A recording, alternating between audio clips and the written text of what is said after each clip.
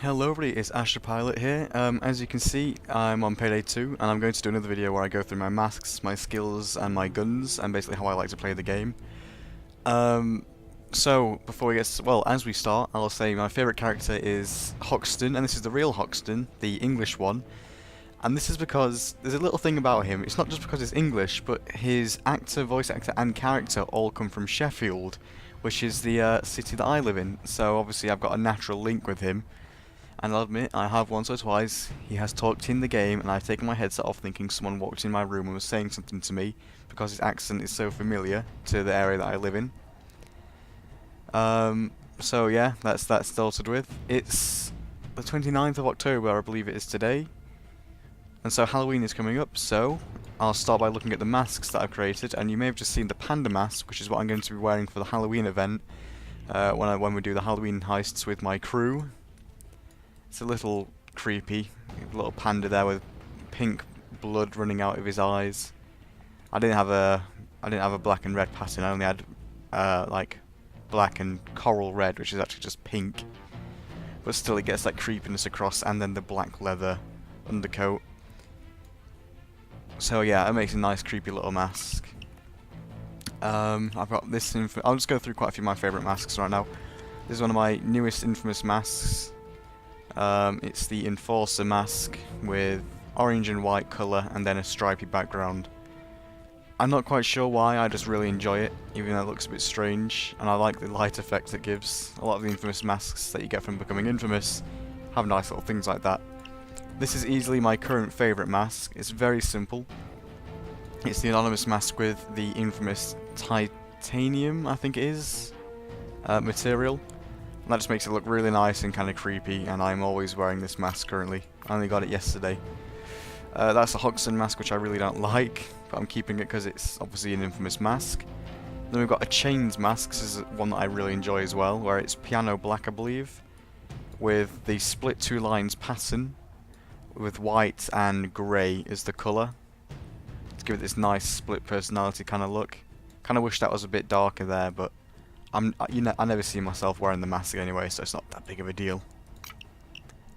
Grim, Grin, so I think you've seen this. You guys have seen this before, where he's got his nice little golden teeth and shimmering around the side, and a little bit of extra colour in the centre, kind of like that. The centre needs more colour. It's just how it goes.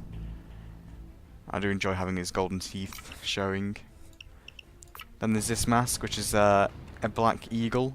So it basically looks a bit like a raven with a curved beak. This mask actually got featured on the KK Noli's channel. I don't know how you're supposed to pronounce it, but that's how it's spelt. I might link that if I can remember, but I probably won't. But yeah, that was very nice of him to feature it, because I sent it in. I sent the video in of it, and he made it.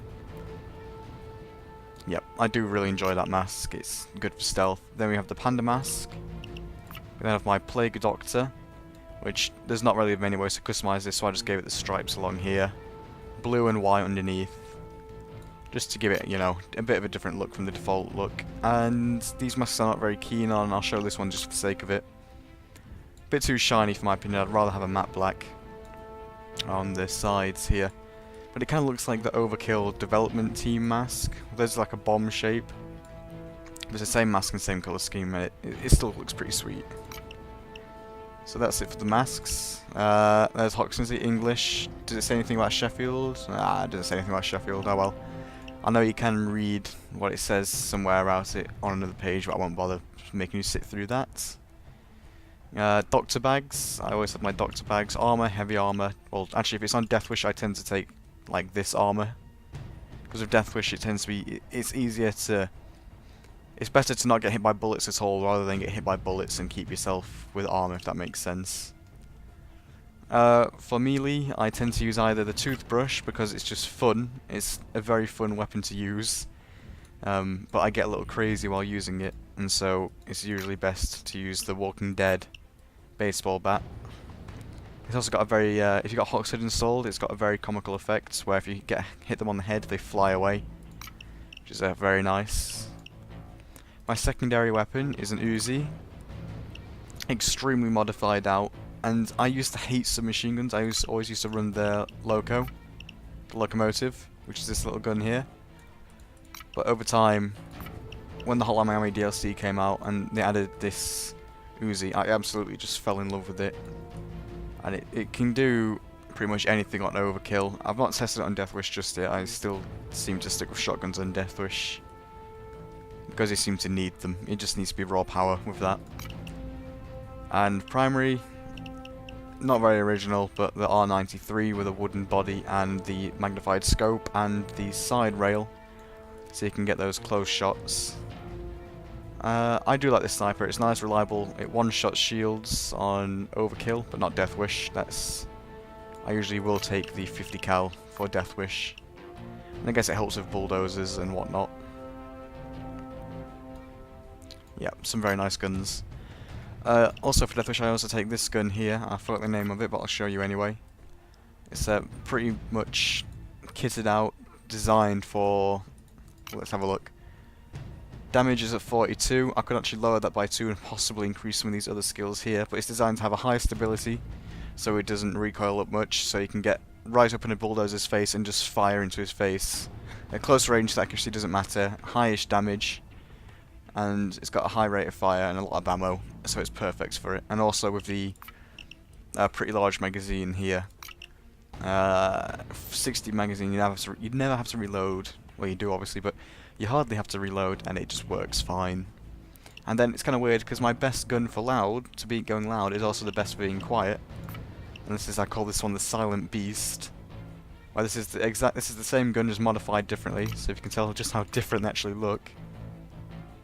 This thing's got an extremely long barrel and grip and everything, and this guy is just a tiny little thing. But this thing is extremely accurate, high hitting, no recoil, damage gun basically with maximum concealment. Actually no, nowhere near maximum concealment.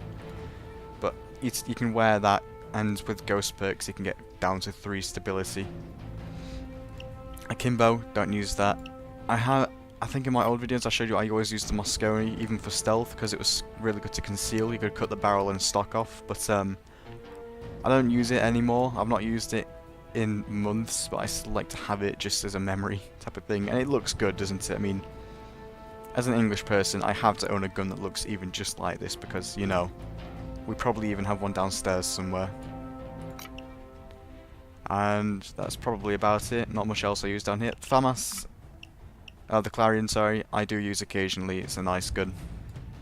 Let's leave it to that, and let's have a look at my skills. So it's changed slightly, and I just realised I need to buy something very quickly. Okay, there we go. Because now there's an extra skill tree, there's Fugitive, and I have gone into this a little bit. But I'll start with Mastermind. I always like to focus around Mastermind. I always think it's the most important skill tree, but due to this skill here, which is Inspire, which is when if your teammate goes down and you can't get to him, you can simply shout at him, and he'll be so scared of you, he will stand up and continue fighting again. That's basically how it works, so you can revive people at a distance. It also increases revival speed by 50% if you're too close to them, so you can still do it then. Increased stamina, increased health, reduced damage, more cable ties, medical kits which are really nice. And this one here, sorry I just saw something. This one is for increased reload speed with assault rifles and sniper rifles, which I tend to use all the time anyway. And increased accuracy while moving. This is a good one, this regenerates health when you have hostages. That is extremely useful for so many heists. Especially like Big Bank, if you start running low on ammo and you'll have to hide in the back of the vault for a few minutes while you try and recuperate what you're going to do.